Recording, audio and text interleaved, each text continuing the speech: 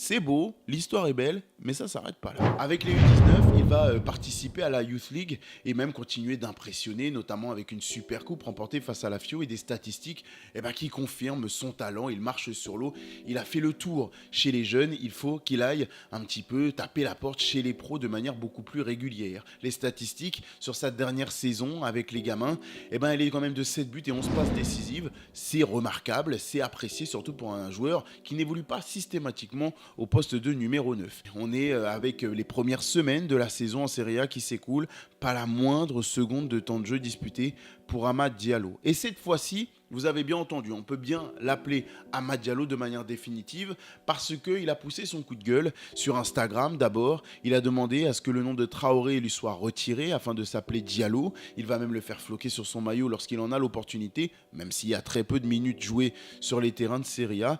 Et derrière, il va avoir son passeport 2 ans plus tard. C'est une victoire pour le jeune Amad qui, Diallo ou Traoré, le résultat est le même à l'arrivée. Il n'a pas la moindre seconde de jeu, très peu d'apparitions, si ce n'est aucune, en Serie A. Sauf que l'un des plus grands noms du football va venir taper à sa porte et casser sa tirelire pour le recruter. Ce club, c'est Manchester United qui met sur la table 25 millions d'euros, rien que ça, et 15 supplémentaires en bonus, soit un deal potentiel à hauteur de 40 millions d'euros.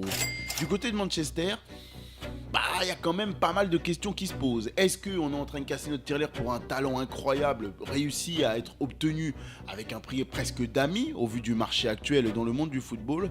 Ou est-ce que c'est un énième raté du côté de Manchester et un nouveau flop qui s'annonce avec une facture assez salée à la clé? L'avenir nous le dira.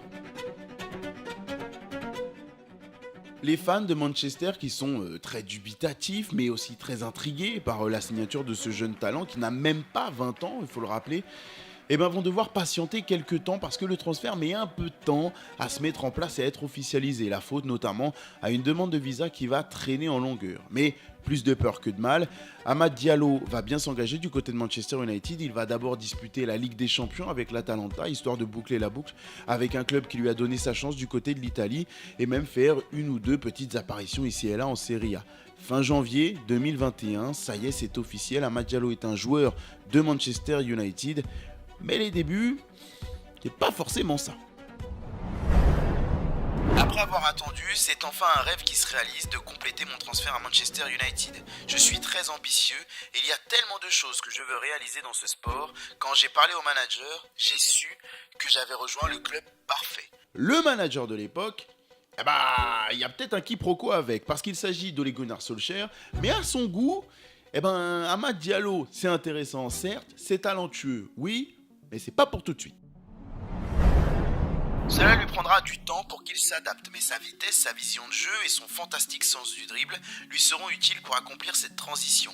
Il a toutes les qualités requises pour devenir un joueur important pour Manchester United dans les prochaines années. Bon, mais pas pour tout de suite. Amad, il est très peu utilisé à ses débuts à Manchester par son coach norvégien, si ce n'est en Europa League avec 4 apparitions, dont une face au Milan AC. Tiens, l'Italie. Parlons-en, tiens.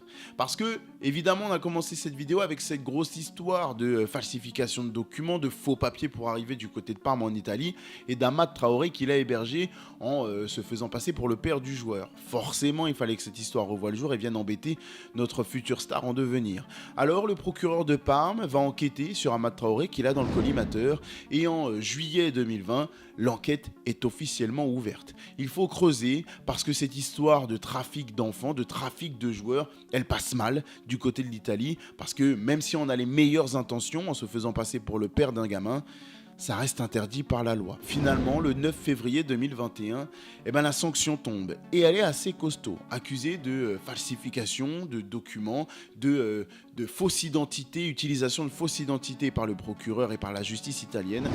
Notre ami Amad, il va écoper d'une amende de 48 000 euros. C'est costaud. Même pour un joueur professionnel de Manchester, à un si jeune âge, c'est costaud. Ça n'a pas le même impact que sur vous et moi, vous en conviendrez, mais quand même. En tout cas, ce qui est important pour Amad, c'est que cette histoire appartient officiellement au passé. Il n'a plus à regarder par-dessus son épaule. Il a été puni, il a été sanctionné, et il va donc pouvoir regarder assez librement, de manière plus légère, vers l'avenir et se concentrer vers son avenir potentiel de footballeur professionnel de très haut niveau. Et ce futur, il passe notamment par la sélection. Le staff des éléphants veut vite lui mettre le grappin dessus parce qu'on sait qu'il peut y avoir un match avec la Squadra Azzurra de par le statut de binational obtenu par Amad Diallo lors de l'obtention de son passeport italien. Mais dans le cœur du jeune joueur, forcément, c'est très clair. Il veut représenter la Côte d'Ivoire, porter le maillot orange et puis marcher sur les traces de son idole de toujours, Didier Drogba. Derrière, il va connaître sa première entrée en jeu, sa première cape sous le maillot ivoirien le 26 mars 2021 face au Niger en entrant à la place de Nicolas Pepe.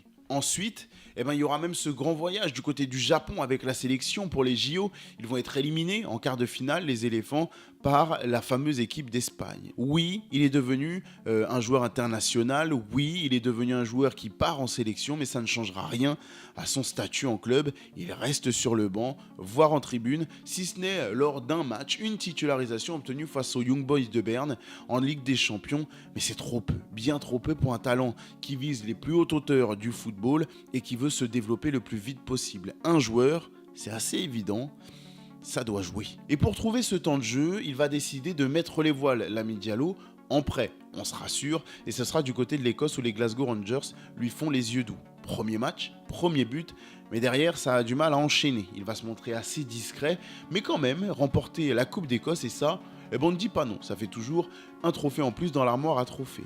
À la fin de la saison, qui est un petit peu mi-figue mi-raisin, on retourne du côté de Manchester United, mais ce n'est que pour partir de nouveau, et cette fois-ci, on prend la direction de Sunderland. Tout le monde, dans le grand public, n'est pas forcément familier avec ce club de Sunderland, du nord de l'Angleterre, mais en réalité, pour tous ceux qui n'ont pas vu la série magnifique sur Netflix sur les Black Cats, allez la voir, elle vaut le coup. C'est un club très populaire, avec une grosse ferveur locale, un peu à l'image de ce qu'on peut voir du côté de Lens ou de Saint-Étienne chez nous. Et là-bas, Amad Diallo, il a l'opportunité de devenir ce qu'on appelle un fan favorite, à savoir le chouchou des fans, si vous faites la traduction anglais-français. C'est cadeau, c'est moi qui le donne. Derrière, il va briller avec notamment 14 buts marqués, il n'est ni plus ni moins que le meilleur buteur de son équipe.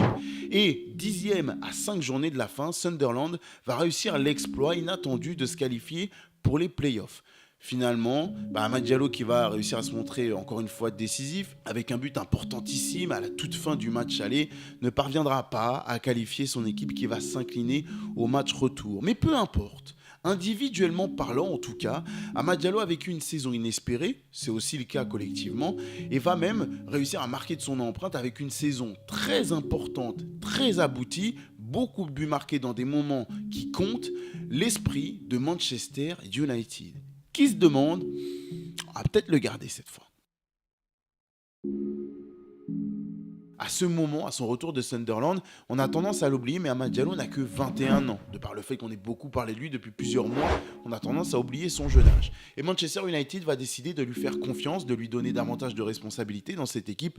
L'heure est venue. Mais il y a cette blessure durant la tournée de pré-saison aux États-Unis qui vient tout gâcher.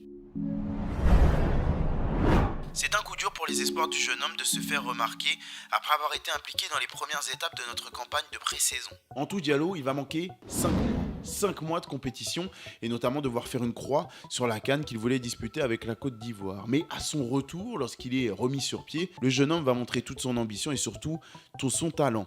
Il va notamment être le héros d'un des matchs les plus fous de la saison de Manchester United en FA Cup lors d'un quart de finale face au grand rival Liverpool. 2-2 à la fin du temps réglementaire entre les deux équipes. Même les Reds vont prendre l'avantage à la 105e, mais réponse de Rashford dans les dernières minutes du temps réglementaire. 3 buts partout. C'est alors qu'Amad Diallo va mener une contre-attaque éclair, courir comme un dératé pour traverser le terrain et au bout du bout, adresser une frappe croisée qui va faire exploser Old Trafford, qui va célébrer le but de sa plus jeune pépite. Ça y est, Amad Diallo est entré dans l'histoire d'Old Trafford et de Manchester United. Il a lancé son histoire d'amour avec les Red Devils. Il a qualifié son équipe qui va même aller jusqu'au bout de cette compétition avec une victoire 1-0 en finale contre Manchester City. Victoire inattendue quand même au vu du contexte. Au début de la saison 2024-2025, les choses ont changé. Pour Amad Diallo, il n'est plus ce jeune joueur qu'on hésite à prêter en début de saison ou à laisser croupir sur le banc sans lui adresser le moindre regard. Non, ça y est, il est devenu un élément important des équipes concoctées soit par Eric Ten Hag à l'époque ou même Amorim. Et même si il est vrai que les résultats obtenus par Manchester United ne sont pas terribles depuis quelques temps, les choses auraient pu être largement pires s'il n'avait pas été présent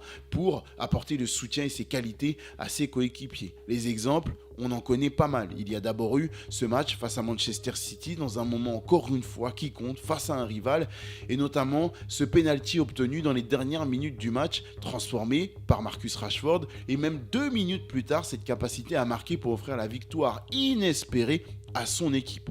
Une dizaine de jours après, rebelote. C'est face à Anfield et les Reds, cette fois-ci qu'il va répondre présent. Dans les dernières minutes, il va marquer le but de l'égalisation et arracher un point précieux, encore une fois inespéré, du côté des Red Devils. Et encore le match d'après où il va claquer un triplé face à Southampton et il sera le premier joueur à réaliser une telle performance depuis Cristiano Ronaldo. On ne s'y trompe pas, du côté de Manchester et de la direction, on va lui offrir un contrat jusqu'à 2030. On sait qu'on tient une pépite et on ne veut pas la laisser partir. Entrer en Europe en catimini avec une fausse identité de faux papiers et même forcé de vivre dans le mensonge, aujourd'hui Amad Diallo est l'un des ailiers les plus prometteurs du football européen. Mais jusqu'où va-t-il aller? Est-ce qu'il va réussir à détrôner la légende Didier Drogba dans le cœur des Ivoiriens? Va-t-il devenir une légende de Manchester United? À vous de me dire ça en commentaire les amis, j'ai hâte de vous lire et à très vite dans Call Interview. Ciao.